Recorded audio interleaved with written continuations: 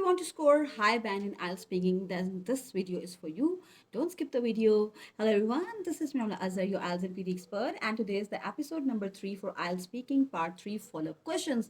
Well, as promised, I have brought the new episode for you all, and today we are going to discuss about the part 3 speaking questions, as this part is actually like a very important part, because in this part the examiner will ask you the questions related to your cue card. That will be the follow-up questions, okay?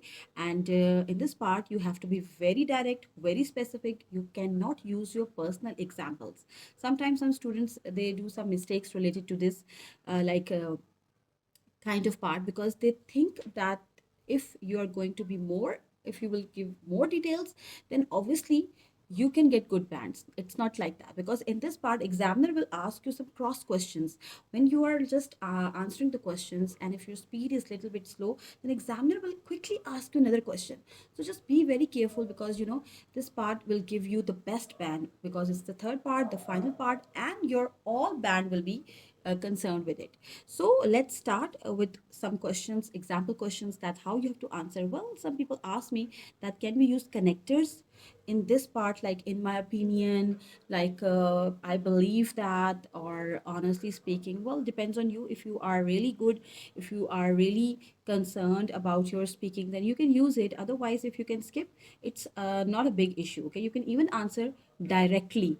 So let's start with this topic, education. So the number one question is like, what are the differences between studying online and studying in a classroom? So you can say, well, yes, there are lots of differences. Like obviously when you are studying online, so you are saving your time, you're saving your money, your travel cost. This cannot happen in physical classes. Like when you're studying in a classroom, you are definitely, you have to like wear or dress up for your class, and definitely there are other things that you have to stay for actually 3 to 4 or 5 hours in the classroom, but not in the online classes. You can even connect with your teacher whenever you want to. So the next question is, do you think homework is necessary for students? Well, yes, definitely.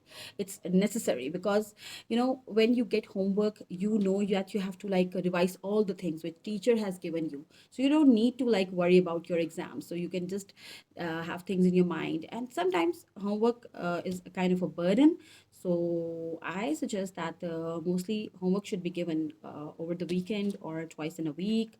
So the third question is like, how has education changed in your country in recent years? Well, education has become more modernized. It's like digital also, like from physical classes to online classes. Now the education has become more transformed, and it's like more much better, and students are like getting more like equipments, or you can even connect to internet to get or to know about everything related to your syllabus, related to your class activities. So I think that the technology has made the education really easier and really convenient, comfortable, and much better.